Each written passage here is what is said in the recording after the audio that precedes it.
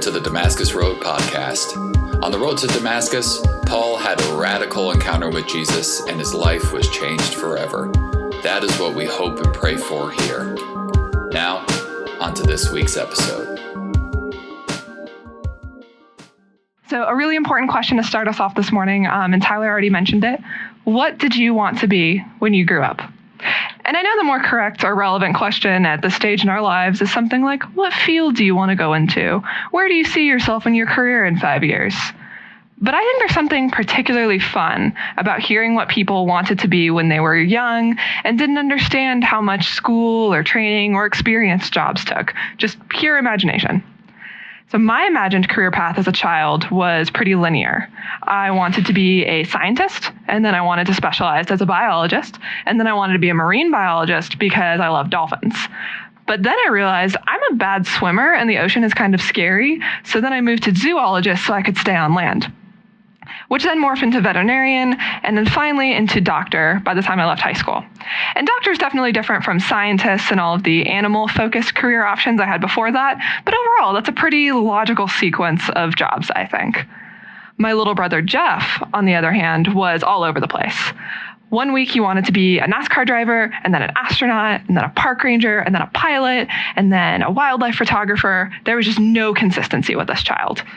And now he's an adult and he's in the Army and he's relatively successful. But I still remember having to teach him how to boil water for macaroni, so I'm still skeptical. And my youngest siblings, Emma and James, honestly had the best answers to this question.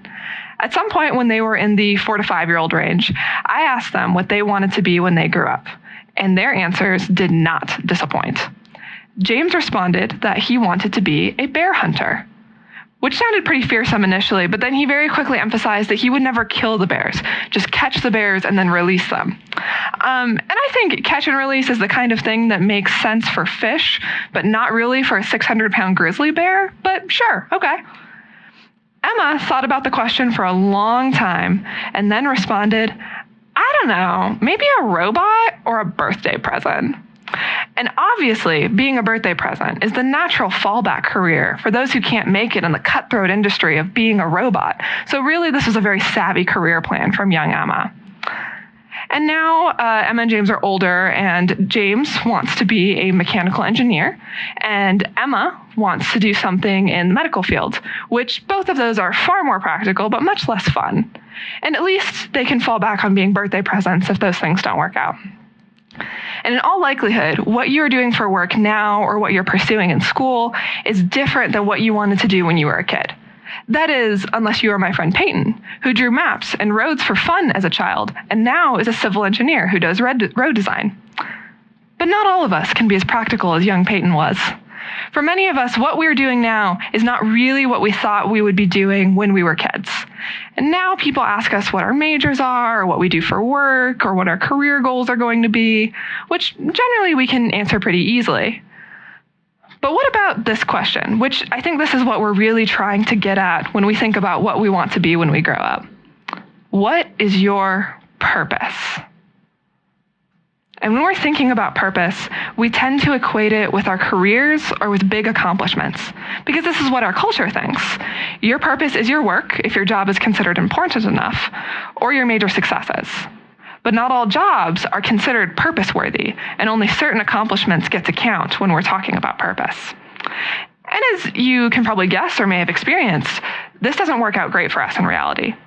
What if I'm really struggling to find a job, even though I'm very qualified for things?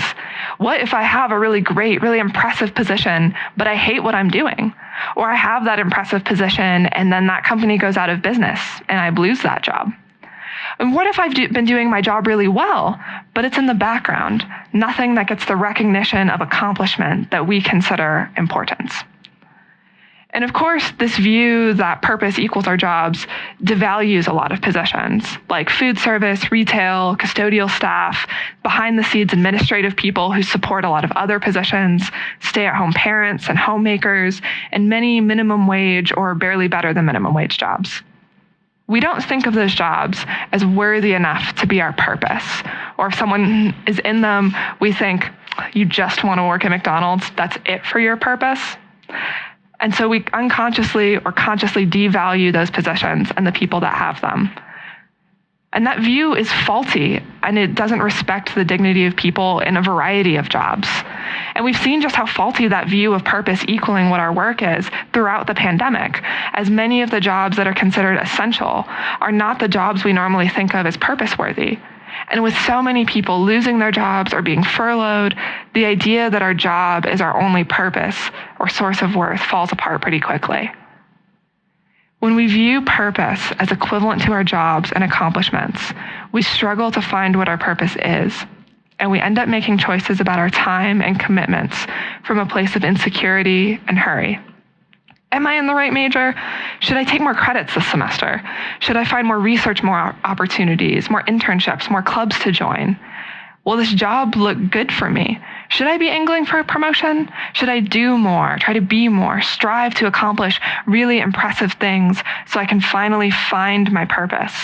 Or at least convince others on Instagram and LinkedIn that I have.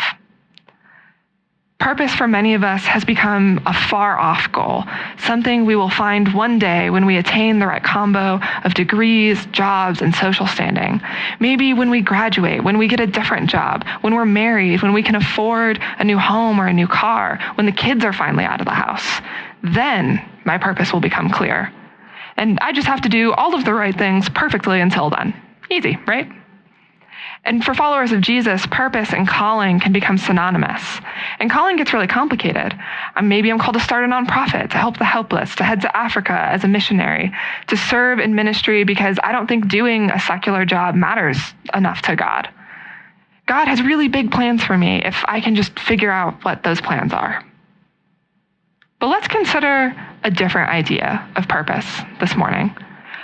What if work and accomplishments are not the sole base for our purpose or our worth? What if purpose wasn't tied to some big, far-off goal, but something a lot closer? What if purpose is not just about molding our lives to fit the shape we desire or have been culturally trained to desire, but instead something that we can step into now? And to help us sort through this new idea of purpose, let's take a look at a story for a very relatable career field, royalty. Specifically, let's meet King Xerxes of Persia, found in the first chapter of the book of Esther. Xerxes is doing pretty well for himself. This is the kind of guy you look at and think, he has great purpose. He has a huge empire, he's fabulously wealthy, extremely powerful, and so wealthy and powerful, in fact, that in the third year of his reign, he holds a banquet for all of his nobles and officials that lasts for 180 days. 180 days! To put that in perspective, that's approximately the amount of time we've all been avoiding crowds, been extra conscientious about washing our hands, and working from home this year. And for all the sports people out there, as of today, it has been 179 days since the NBA shut down in response to COVID. Imagine if this whole time that we've been trying to figure out Zoom and doing all of our schoolwork and our jobs from home and trying to stay connected to people and watching basketball in a bubble, instead, we were having a massive party that whole time. I don't even know how you just continuously banquet for that long. I've heard of the quarantine 15, but what would a 180-day feast do to you? Not good things. But it didn't end there. After the 180-day celebration, Xerxes then held another banquet for all of the people of the capital city of Susa for another 7 days. And on the last day of that banquet, Xerxes had quite a bit of wine and demanded that the queen, Vashti, come to the banquet wearing the royal crown. But Vashti refuses. We're told that she's holding her own banquet for the women in another part of the palace. So the only women that would have been on Xerxes' side of the banquet would have likely been concubines and prostitutes. And this situation was already very exploitative and dangerous for these women. And it would have been humiliating for Vashti. Xerxes wants to flex his power before all of his guests. And one of the ways he can do that is to force the queen, presumably the most powerful woman in the empire, to parade through this party as an object for him to show off and do with what he pleases.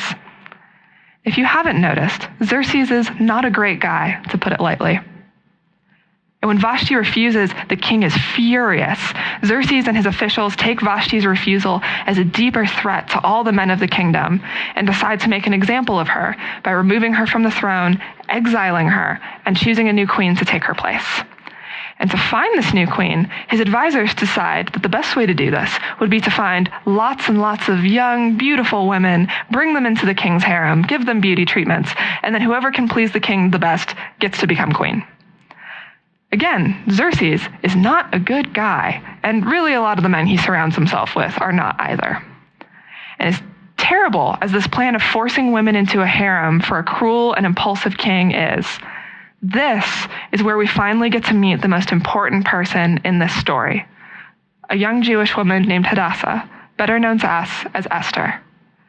Esther is one of the women brought into the harem, where she finds favor with everyone she interacts with, including the king himself. He chooses her to become queen, holds yet another feast, and even makes her cousin Mordecai, who raised Esther, a palace official. Things are on the up and up for Esther and Mordecai. They even foil an assassination plot against the king, proving their loyalty and good judgment. All seems well. And then we meet Haman. Haman is the king's top advisor, and he does not like Mordecai. Really, he doesn't like anyone who doesn't sufficiently acknowledge him as being the most awesome thing to ever grace the earth. And so when Mordecai refuses to bow down to him like everyone else does, Haman loses his mind. He's so filled with rage over what he sees as this egregious lack of respect for Mordecai that he decides that he needs to not only destroy Mordecai, but every single Jew in Persia. Then Haman approached King Xerxes and said, "There is a certain race of people scattered through all the provinces of your empire who keep themselves separate from everyone else. Their laws are different from those of any other people, and they refuse to obey the laws of the king. So it is not in the king's interest to let them live. If it pleases the king, issue a decree that they be destroyed, and I will give 10,000 large sacks of silver to the government administrators to be deposited in the royal treasury." The king agreed, confirming his decision by removing his signet ring from his finger and giving it to Haman, son of Hammedatha the Agagite, enemy of the Jews. The king said, "The money and the people are both yours to do with as you see fit." And here's yet another not great thing about Xerxes. He's pretty easy to manipulate. He literally does no fact-checking of Haman's claim that the Jews are not obeying the kingdom's laws, which is not true, by the way. He just takes the lie and a huge bribe and says, "Sure, whatever you want to do to this entire group of people, I'm sure it's fine, and I'm sure all of that silver is going to look great in my treasury too."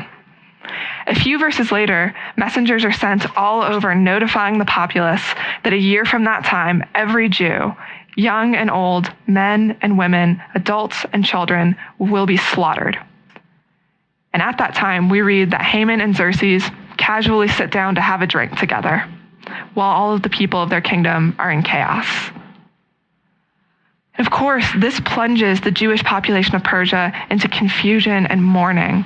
How do you respond when your entire people is handed a death sentence, backed up by the promise that anyone who helps to kill the Jews will get to claim their property as a reward? Mordecai is struck by grief, tearing his clothes, wearing burlap and ashes, and wailing throughout the city. Esther hears about this and sends her attendant Hathach to give him new clothes and to see what she can do to help. So Mordecai told him the whole story, including the exact amount of money that Haman had promised to pay into the royal treasury for the destruction of the Jews. Mordecai gave Hathach a copy of the decree issued in Susa that called for the death of all Jews. He asked Hathach to show it to Esther and explain the situation of her. He also asked Hathach to direct her to go to the king to beg for mercy and to plead for her people. So Hathach returned to Esther with Mordecai's message. The message Mordecai sends to Esther is clear. We are all in a huge amount of danger, and you, Esther, must go to the king and help us. And it's worth mentioning here that Esther has kept her Jewish heritage a secret in the palace up to this point. No one, including King Xerxes, knows this about her. Esther responds to Mordecai with another message. All the king's officials and even the people in the provinces know that anyone who appears before the king in his inner court without being invited is doomed to die unless the king holds out his gold scepter. And the king has not called for me to come to him in 30 days.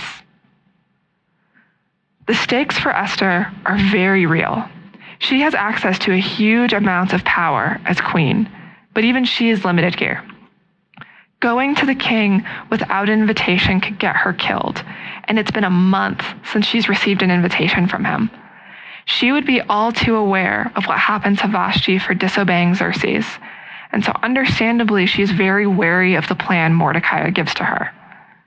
At the same time, if she does nothing, then in a year, every one of her people, including her cousin who has raised her and remained by her side this whole time, will be murdered. It's a terrible choice to have to make. And up to this point, Esther has had very little say regarding her purpose. To Xerxes and all the people within the royal court, her purpose is clear. You're the queen. Just please the king and don't do anything that would upset someone powerful. Esther's purpose seems to revolve around her ability to please Xerxes. No more than that.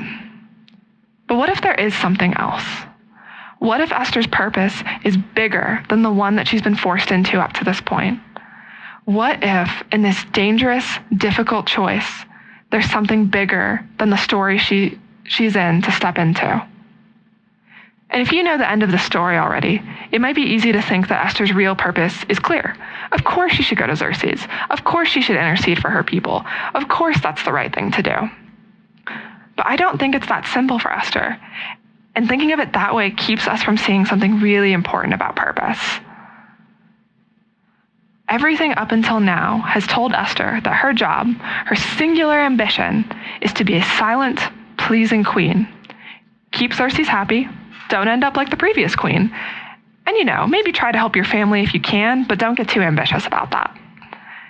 Even if Esther tries to follow Mordecai's plan, she can't do it without incredible risk to herself. Esther is at a threshold moment. She must choose between the purpose she has been assigned by a culture that places her worth in her beauty and how well she can please a fickle king, and the unknown danger of trying to intercede for her people. It's not necessarily a clear, easy choice in front of her, but it has huge implications for her future and the future of many other people. And if you need help understanding what this moment might feel like for Esther, don't worry. Esther is not the only royal to face such a moment.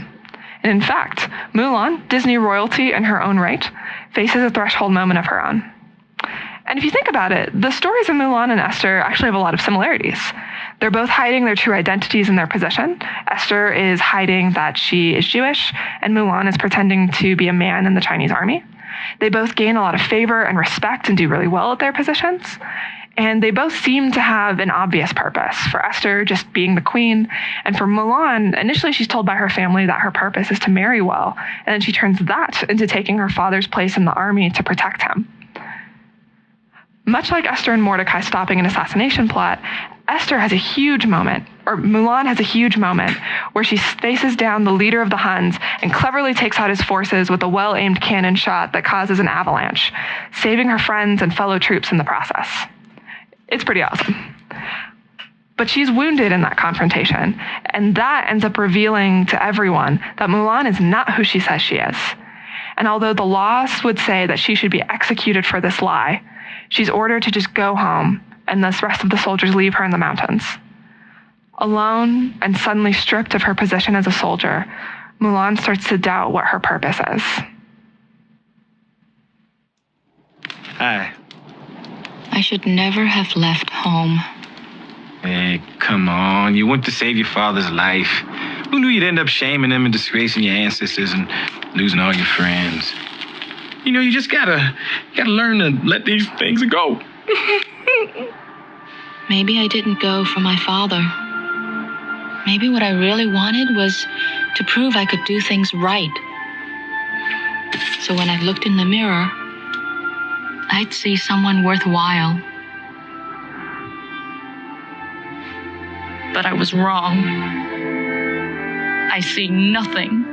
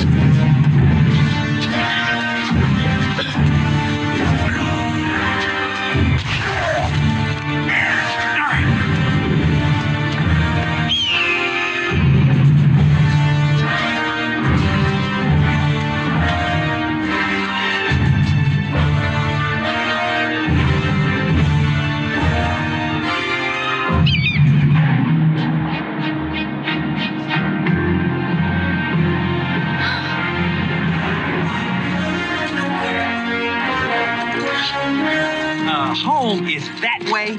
I have to do something.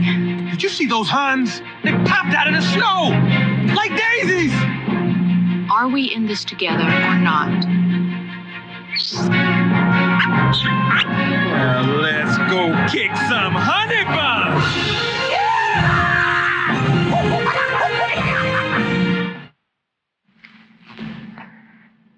So instead of studying for finals like I was supposed to be my freshman year of college, my roommate and I had a very serious discussion about this scene.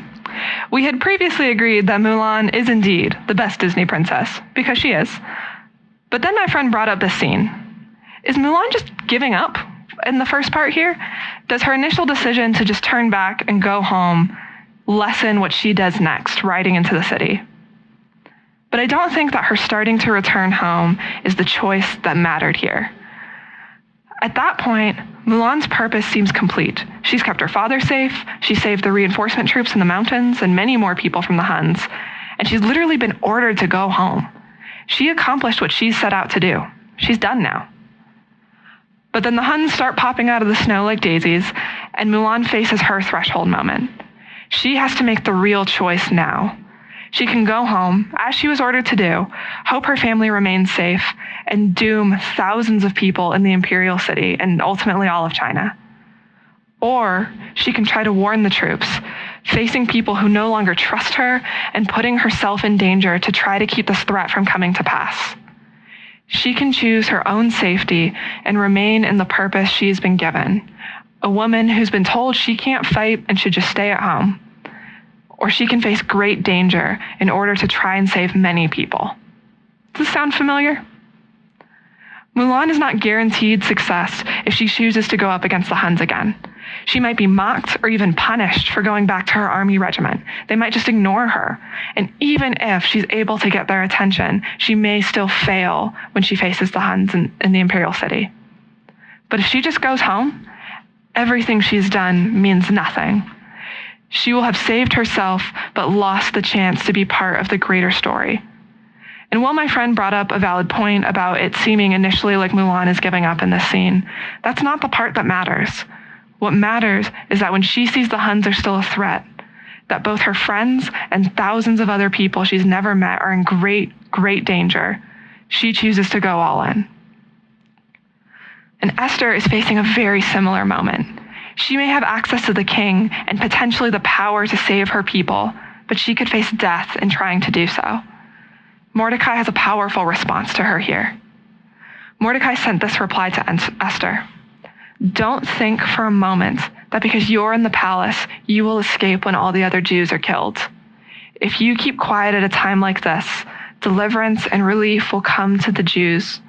For the Jews will arise from another place, but you and your relatives will die.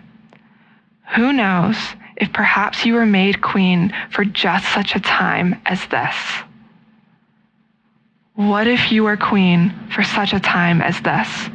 What if this is why you are here? And as terrible as the situation is, as difficult as the choice you have to make may be, what if you are here for a purpose? For Mulan, the question might have been, what if this is why you took your father's place in the army? What if this is why you've trained so hard? What if this is why you were discovered and left in the mountains? What if this is why you are here? At these thresholds, Esther and Mulan can follow the path the world has given them, or they can take the risk of stepping into real meaning and purpose. In these moments, they are seeing the truth about what purpose is. Purpose is not just shaping our lives to look the best, accomplish the most, or fit the mold the world has for us. Purpose is making the choice to step into lives of meaning, love, and joy now. Instead of thinking of purpose as something far away, purpose is found in the question that Mordecai put to Esther. What if this, right now, is why you were made queen? What if there's a reason why you're here? What if there's a reason that you're in this job, in this situation, making this choice right now? What if the question that we need to be asking is not, what is my purpose? But instead, what if I have been placed here for a purpose?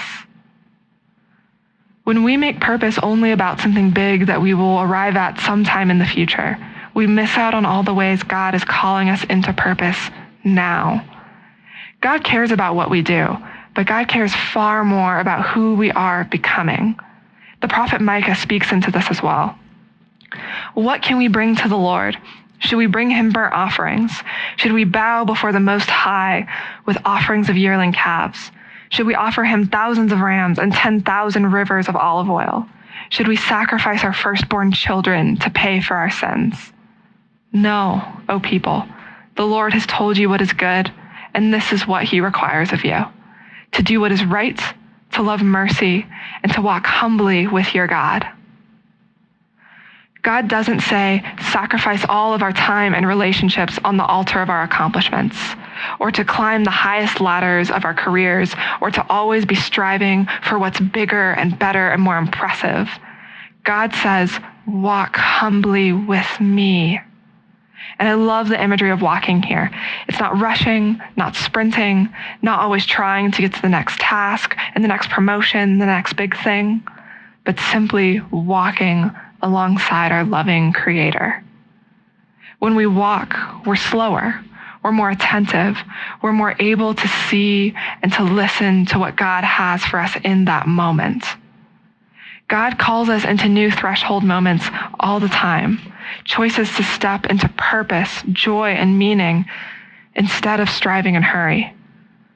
But it requires that we view purpose as something God is calling us into now, and not just something that we'll eventually reach.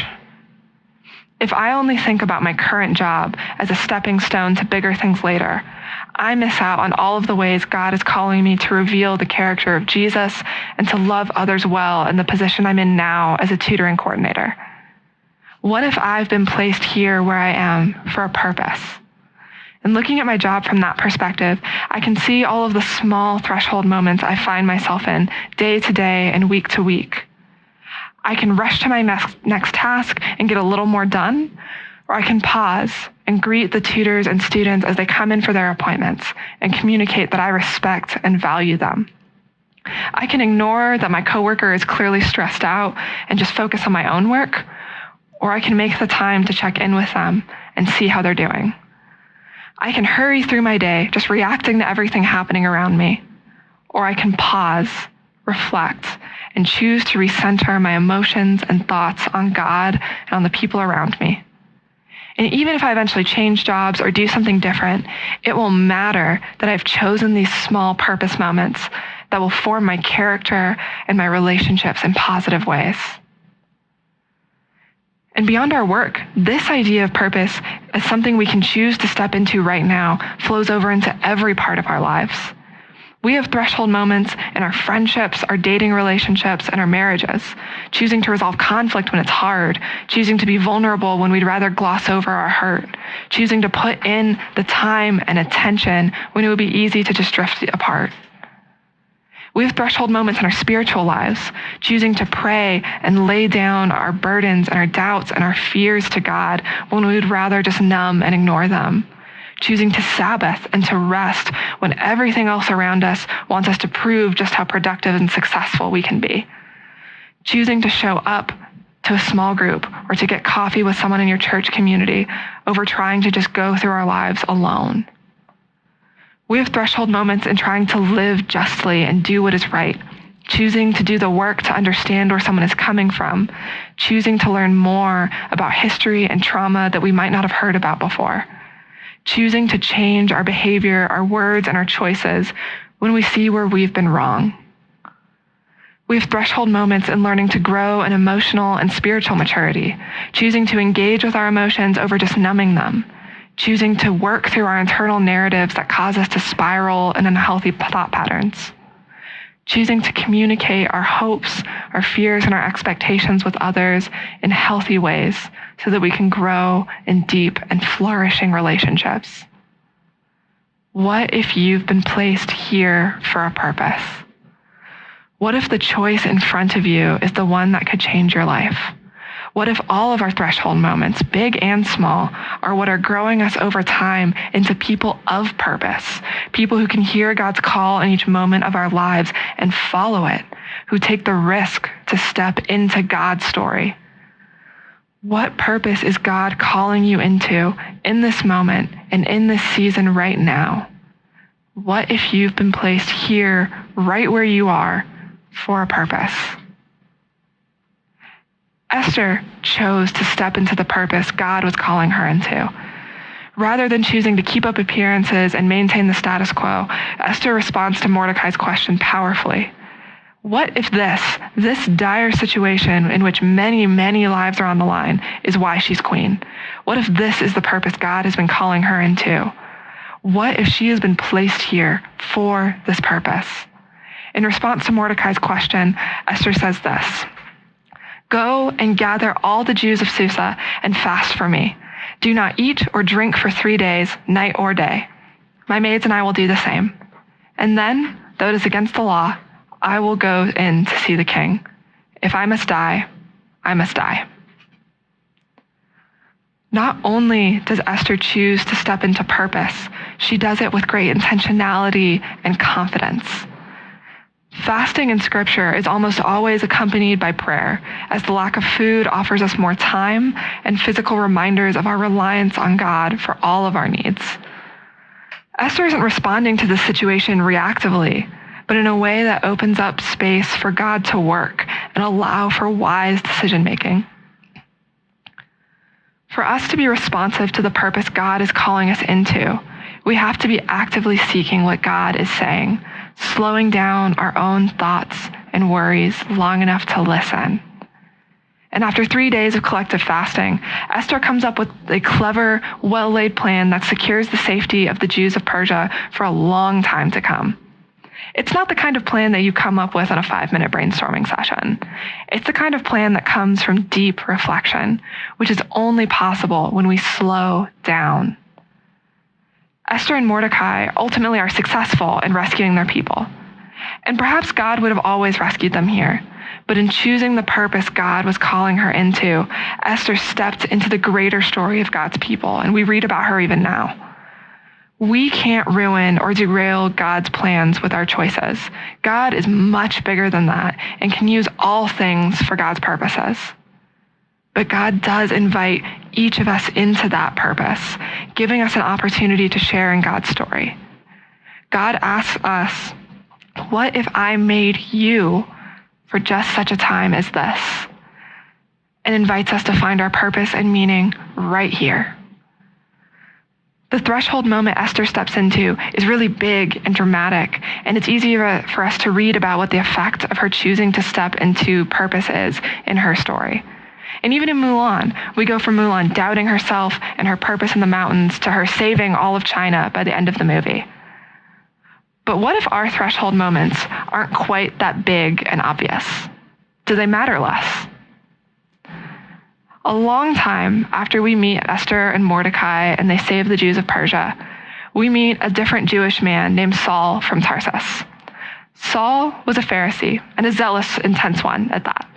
Saul went out of his way to persecute the early Jesus followers, getting them thrown in prison and even approving of them being executed for what he saw as their blasphemous ways. And eventually, he took a trip to Damascus with the intention of bringing back the Christians he found there in chains. And at this point in the story, Saul is not the person you're rooting for.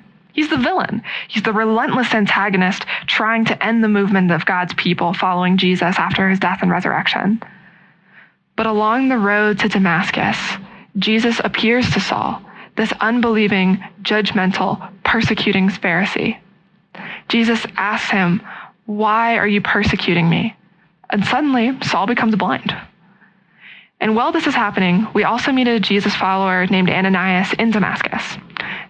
So if this was a movie, Ananias would be our good guy that now we're very worried about because we just saw Saul was coming for all of the Christians in Damascus. And now we know that Ananias is one of them. And we might expect in this movie that God would warn Ananias or give him some super cool way to protect all the believers in Damascus from Saul. But that's not what happens. Now there was a believer in Damascus named Ananias. The Lord spoke to him in a vision, calling, "Ananias." "Yes, Lord," he replied. The Lord said, "Go over to Straight Street to the house of Judas. When you get there, ask for a man from Tarsus named Saul.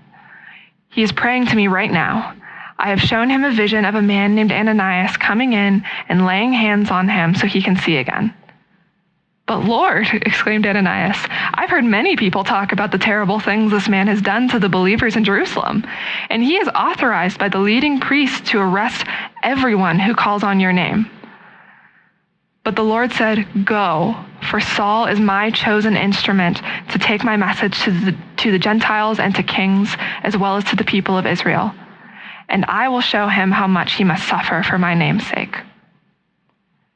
And I really appreciate and resonate with the shift in tone from Ananias here.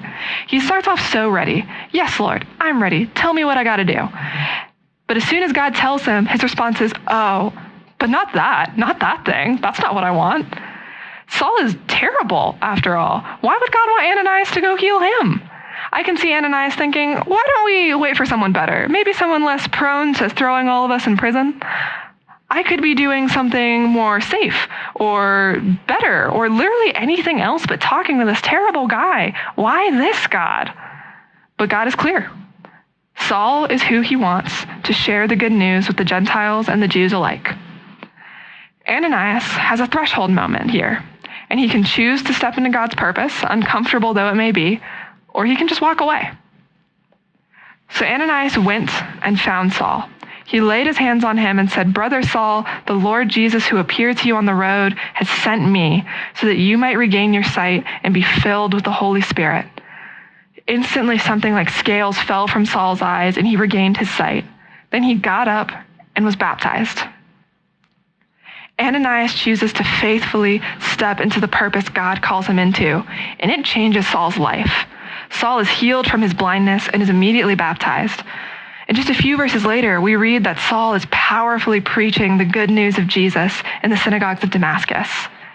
His encounter with Jesus transformed him entirely, and Saul, sworn enemy of the early church, became Paul, one of its great defenders who spent the rest of his life sharing the gospel and helping to establish and equip Christian communities throughout parts of Europe and Asia.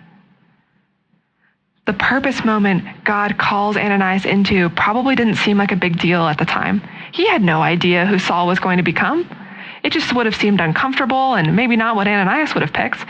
But in the moment, Ananias probably just thought God was calling him to love an enemy well.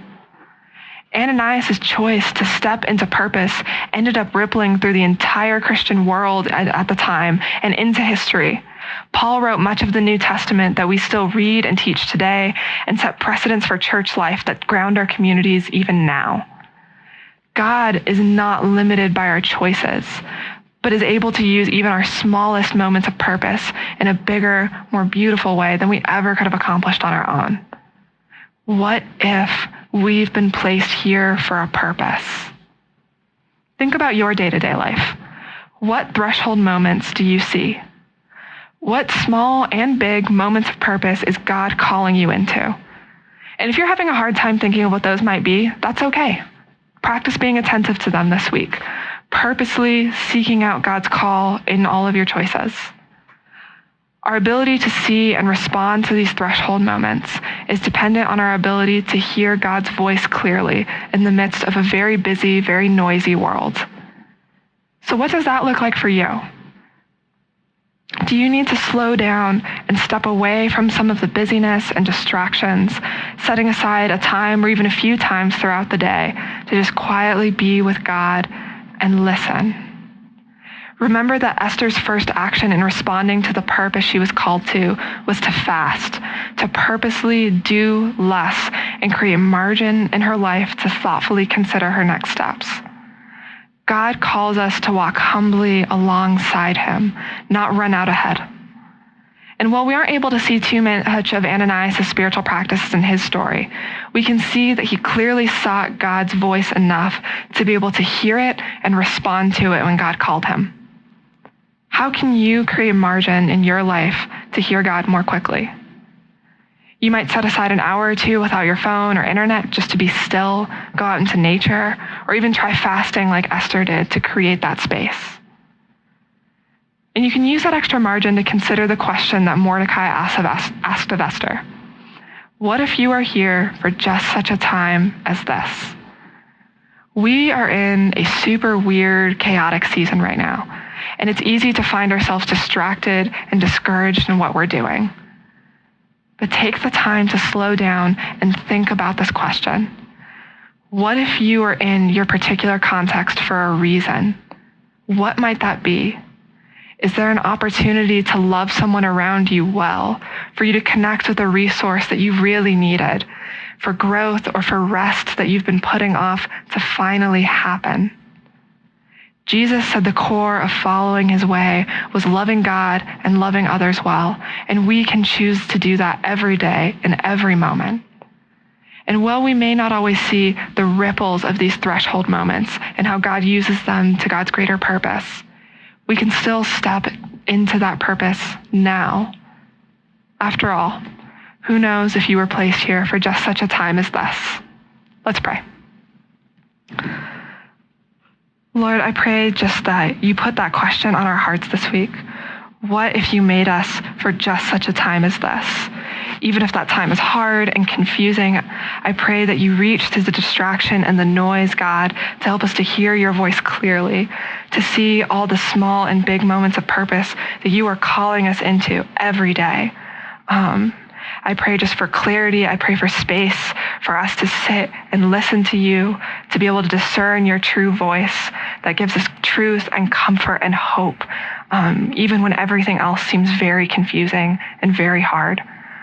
I thank you that you give us stories like Esther and Ananias to show us both how hard it is to step into purpose, God, but just what you will do when we are willing to lay it down for you, God.